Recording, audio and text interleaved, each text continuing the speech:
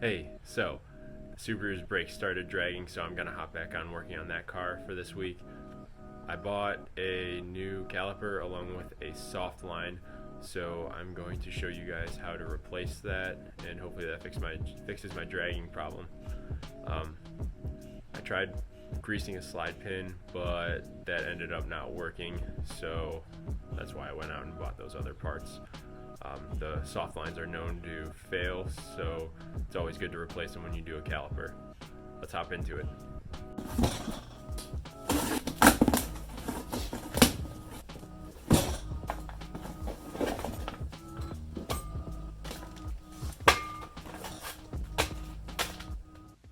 Now, as far as tools go, you can get pretty much everything you need at Harbor Freight.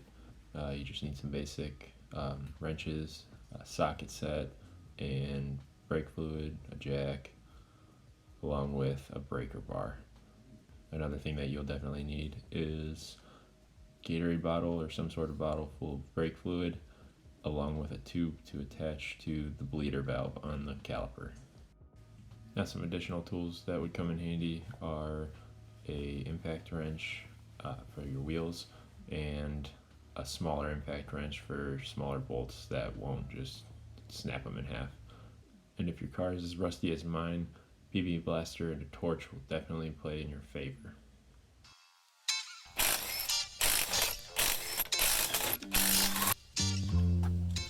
Alright, so in order to get this off, you're going to have 4 bolts on the caliper, 1 bolt on the bracket that's attached to the strut, and 1 brake line that's attached right there. Now I went ahead and pre-loosened all of these. You're probably going to have to use some heat if your car is as rusty as mine. When I was using the heat, it looks like it busted that line, and I'm guessing that's where my issue was. So I'm going to go ahead and get everything loosened up, and then we'll go from there.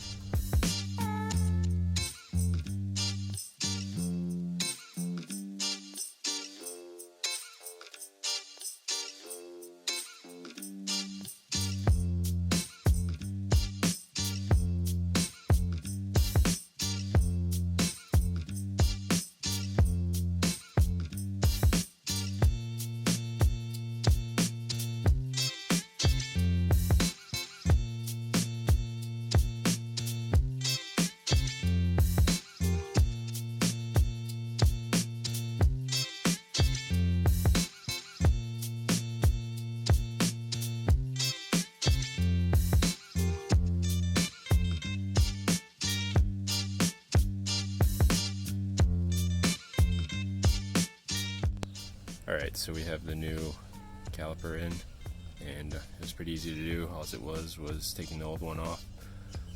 There's 2 bolts that mount the bracket, and then 2 bolts that mount the actual caliper itself. And then with the new hardware, let's see if I can get that in the picture.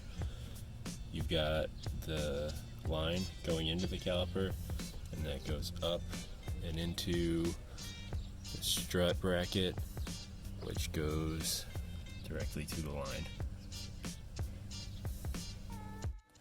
Now the next step to do is to bleed the caliper, and in order to do that, you're going to need some brake fluid and an old Gatorade bottle along with a tube.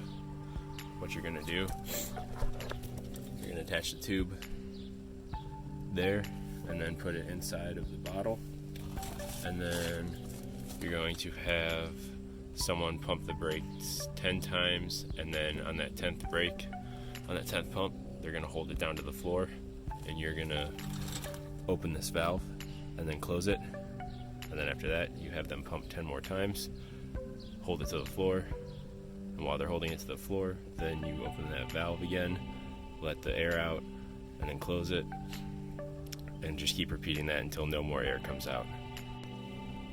Side note, while you're doing that, you want to make sure you keep an eye on the brake reservoir. If it gets low, then you'll get air in the system, and then you'll have to bleed the whole system, which is never fun. So this is how I have it set up. I've got my Gatorade bottle with some extra brake fluid in there, with a tube going into it and all the way up to the bleeder.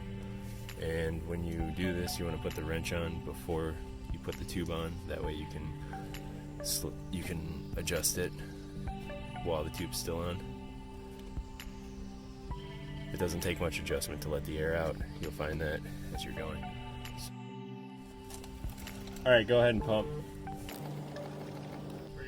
Alright, hold it down to the floor. Yep.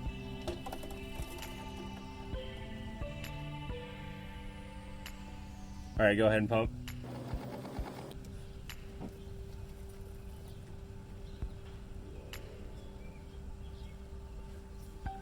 I'm gonna check the level.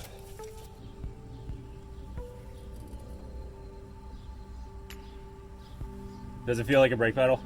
Yeah, it's pretty tight. Okay, I think it's good. We'll do one more time. You can go ahead and pump.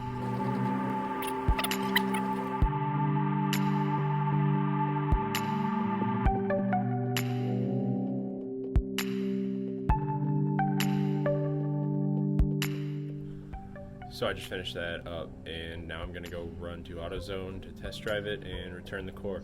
If you liked what you saw, feel free to like and subscribe. It would mean a lot. Otherwise, I'll catch you in the next one.